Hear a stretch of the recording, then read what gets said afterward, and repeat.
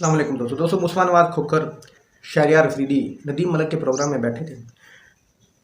मुस्मान नवाज खोखर साहब का कहना था कि 2018 में जो कि मंजूर नज़र थे आज वो ज़ेर अताब हैं, और 2018 में जो ज़ेर अताब थे आज वो मंजूर नज़र क्यों बने हुए हैं, क्या वजह है। पिछले 75 सालों से यही सिस्टम चल रहा है। दोस्तों ये आप मुस्मान नवाज खोखर की गुफ्तगू सुने, फिर बात करते हैं। तो ये कहते थे सेम पेज, जनरल बाजवा से ज्यादा तो जमहूरियत पसंद है ही कोई नहीं, तो ये शरीफ वगैरह इनको तो वो पकड़ के छोड़ते ही ना। वो कहते थे बड़े रवादार हैं कि इनको बर्दाश्त कर रहे हैं। अब वो बाद में कहा कि ये मीर जाफर और मीर सादिक, ये टिपिकल रवैया हमारी तमाम सियासी जमातों का। सिर्फ पीटीआई की रिसेंट एग्जांपल है, बाकी करते सारे यही हैं। हम इससे आगे नहीं चल सकते। ये वही 76 सालों का सफर है दायरों का मलिक साहब जो जारी है, कि जिसमें एक सियासी जमात हुकूमत में आने के लिए एस्टैब्लिशमेंट का फेवर ढूंढती है। जब उसको वो मिल जाए तो एस्टैब्लिशमेंट उसके लिए बिल्कुल अच्छी हो जाती है, उनकी तारीफें वो करते हैं, और जब उनसे दोबारा नाराज हो जाए और हुकूमत से निकाल दें तो बस फिर उनके खिलाफ हो जाते हैं। तो यही सिलसिला पाकिस्तान में 76 सालों से जारी है। सर ऐसे ऐसे तारीखी बयानात हैं इमरान के, मतलब इमरान कहते थे कि ऐसा ही फोन टेप करती है तो ठीक करती है। ये जो चोरों को डर होता है, तो मुझे तो डर नहीं है, उनको करना चाहिए। ये जस्टिफाई कर रहे थे ना एज प्राइम मिनिस्टर। अब वो खुद विक्टिम है तो अब वो प्रोटेस्ट करते हैं, लेकिन वही जस्टिफाइड एज प्राइम मिनिस्टर। तो बुनियादी तौर पर तो हमें इस चीज को बदलना है कि ये कैसा निजाम है कि 2018 में जो मंजूर नजर थे वो आज ज़ेर एताब है, और जो उस वक्त ज़ेर एताब थे वो आज मंजूर नजर है। अवाम इसमें कहाँ गए? अवाम के वोट की क्या हैसियत रही? अवाम की एस्पिरेशंस की क्या हैसियत रही? वो तो बेमानी होकर रह गए। कसूरवार ज्यादा फिर सियासतदान नहीं, सियासतदानों का बहुत कसूर है इसमें मलिक साहब, इसमें कोई कुर्सी में बैठने के लिए बारी देख रहे होते हैं, जिसको मौका मिलता है सारा कुछ भूल के छलांग मारते हैं। सियासतदानों का बहुत ज्यादा कसूर है इसमें। चंद ओहदों के लिए बिक जाते हैं, अपने प्रिंसिपल्स पे कॉम्प्रोमाइज करते हैं। नवाज शरीफ ने 66 नशिस्तों के ऊपर वो विक्ट्री स्पीच कर दी इस इलेक्शन में। तो सबसे हमारे पुराने सियासतदानों में उन्हीं का नाम आता है ना, 3 दफा बड़ा नाम है पाकिस्तानी सियासत का। तो उन्होंने 66 नशिस्तों के ऊपर कैसे विक्ट्री स्पीच की? और मैं तो इस हवाले से भी मियां साहब को जब देखता हूँ तो हैरान होता हूँ कि उनका एक बड़ा तवील करियर है, जिसकी इब्तिदा मेरे ख्याल में वजीर खजाना बनने से नहीं होती, वजीर आजम 1990 में बनने से नहीं होती, उस वक्त से होती है जब 1993 में वो कहते हैं कि मैं डिक्टेशन नहीं, गुलाम इसाक के खिलाफ। तो वहां से उनके पॉलिटिकल करियर की मेरे नजदीक इब्तिदा होती है। और उस अपने इर्तिकाई अमल से गुजरते हुए, गलतियां भी करते हुए, वो 2006 में एक चार्टर ऑफ डेमोक्रेसी साइन करते हैं। उसमें पीपल्स पार्टी भी शामिल होती है, और तमाम जमातें इस चीज पर इत्तेफाक करती हैं कि वो हुकूमत में आने के लिए एस्टैब्लिशमेंट का कंधा इस्तेमाल नहीं करेंगी। लेकिन बीबी ने उसी वक्त वो किया अनफॉर्चुनेटली। और फिर एनआरओ वाली जो अंडरस्टैंडिंग थी, यूएई में एक तरफ आपका सीओडी साइन हो रहा था, दूसरी तरफ यूएई में धर्म शर्म से मुलाकात हो रही थी। तो आई थिंक हमारे पॉलिटिशियंस को एडमिट करना चाहिए अपना पब्लिकली, और उसके बाद माफी मांगनी चाहिए कौम से कि हम ये कुछ करते रहे पाकिस्तान के साथ। कौम से भले ये माफी ना भी मांगे जी, लेकिन मलिक साहब आज इतनी अवेयरनेस हो गई है कि लोग हर चीज से वाकिफ है।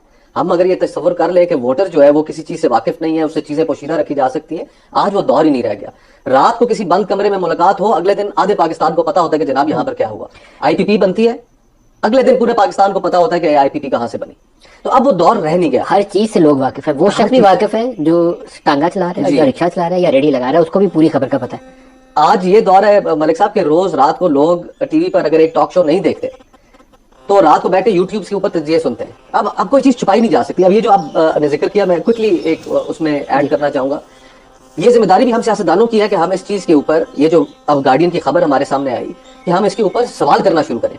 आपने कहा कि जी आपके दौर में हुआ था, कोरम आपके लिए पूरा किया गया था, फलाना बंदा नहीं आया था। तो मैं सबसे पहले मुझ में मॉरल करेज है कि जब सियासतदान कोई, आप एक घर में कि जब आप मदद मांगते हैं कि मैं मुस्तफ़ा भाई को गिराने के लिए मैं उनके कंधों पे अपना सारा कुछ डाल दूं, तो फिर आपकी इज्जत और नामूस का जनाजा निकलेगा। और यही होता रहा है।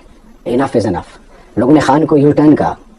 मेरे लीडर की इखलाकी जुर्रत को सलाम है कि 27 साल की किसी कंधे पे नहीं चढ़े। मुशर्रफ से लेकर कितनी ऑफर्स हुई, आज भी आपके ख्याल में 18 में हुकूमत आपने खुद से जीत के बनाई थी। मैं एक पॉलिटिकल वर्कर हूँ। देखिए मेरी बात सुने, उसमें जहांगीर तरीन साहब का, बाकी जो पीटीआई के उस वक्त के लोग थे, कराची में उनके तो आप देखें किसने दी थी। मैं इस डिबेट में नहीं जाना चाहता। मैं क्योंकि खुद इलेक्शन कैंपेन में कराची और हैदराबाद में फिरता रहा हूँ, इंटीरियर सिंध तक गया हूँ, पंजाब में फिरता रहा हूँ। मैं आपको बड़ी ईमानदारी से बताऊं कि मुझे अंदर का नहीं पता, क्योंकि जो मुझे पता है उसी के बारे में आपको बता सकूंगा। लेकिन पीटीआई को 2013 में भी अवाम की पजीराई थी।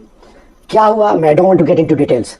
2018 में अगर 10, 12, 15% लेफ्ट राइट से कुछ हुआ उसका मैं कुछ नहीं कह सकता, लेकिन 80-85% पीटीआई का अपना वोट बैंक था। उस चीज को भी छोड़ देते हैं, हम माजी में जाते ही नहीं है। अब मेरे ख्याल में पार्लियामान की सुप्रीमेसी के लिए, अपनी इज्जत नफ्स के लिए, पॉलिटिकल पार्टीज की इज्जत के लिए, बका के लिए, क्योंकि अवाम हम पर एतमाद करती है, अब वक्त आ गया है कि हम सब एक पेज पे हों اور یہ لان تان والا سلسلہ ختم کریں، اور ہم پاکستان کے اندر اگر واقعی سول سپریمیسی، پارلیمانی نظام حکومت، اور اگر جو حال 6 ججز کے ساتھ ہوا، اگر آج یہ ویڈیو ٹیپ سے، آڈیو ٹیپ سے بات اس حد تک چلی گئی ہے کہ آپ نے ہر اس شخص جس نے کوئی پاکستان کے عوام کے مفادات یا کسی بھی انسٹیٹیوشن کے حوالے سے کوئی ڈیسیجن میکنگ کرنی ہے تو اس کو بلیک میل کیا جائے، اس کو رسوا کیا جائے، اس کو ذلیل کیا جائے، یا اگلوں کی ماؤں بہنوں کو اٹھایا جائے اور اس کو ڈرایا جائے اور اس پر مقدمے بنائے جائیں اور اس کو رسوا کیا جائے، تو میرے خیال میں اس کا اینڈ اس لیے ہونا چاہیے کیونکہ میں یہ کہتا ہوں کہ میں نہیں چاہتا جو میرے ساتھ ہوا ہے وہ کسی دشمن کے ساتھ ہو۔ درست ہے، کہیں تو لائن آپ کو ڈرا کرنا اب میرے خیال میں یہ پاکستان کے مستقبل کے لیے، پاکستان کے آنے والی نسلوں کے لیے، خدا کا واسطہ ہمارے کمپیٹیٹرز کہاں چلے گئے؟ آپ کو پتہ ہے میں ابھی میں ایک جگہ سے آ رہا ہوں، ایک ایونٹ افطاری میں تھا، ایک انجینئر کھڑا ہوا، اس سے انہوں نے پوچھا کہ آپ کیا مستقبل پاکستان میں اپنے لیے دیکھتے ہیں؟ پتہ ہے اس کا کیا جواب تھا کہ پاکستان میں پڑھے لکھے لیے کوئی مستقبل نہیں، قوم مایوس میں ہوئی بیٹھی ہے، ہم نے قوم کو اٹھانا ہے، جوڑنا ہے، ہم نے رشتے جوڑنے ہیں، ہم نے پاکستان کی بنیادوں کو مضبوط بنانا ہے۔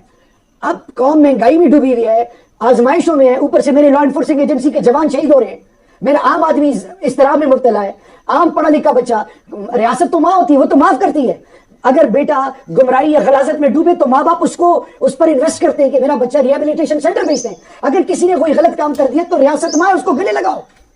ایک ماں نور بلوچستان سے بیٹی دوستوں پچھلے 75 سالوں سے پاکستان سے یہی کھلواڑ ہو رہا ہے۔ پہلے لاڈلا بنا کر لایا جاتا ہے، جب وہ لاڈلا آنکھ دکھاتا ہے، سٹینڈ لیتا ہے، غلط فیصلوں پر عمل نہیں کرتا، پھر وہ لاڈلا زیر عتاب آ جاتا ہے، جس طرح کہ آج سچویشن ہے۔ پھر اس کو ہٹا کے پھر دوسرے کو پہلے کو لایا جاتا ہے، پھر پہلے کو ہٹا کے پھر اسی لاڈلے کو لایا جاتا ہے۔ پاکستان میں پچھلے 75 سالوں سے یہی چل رہا ہے۔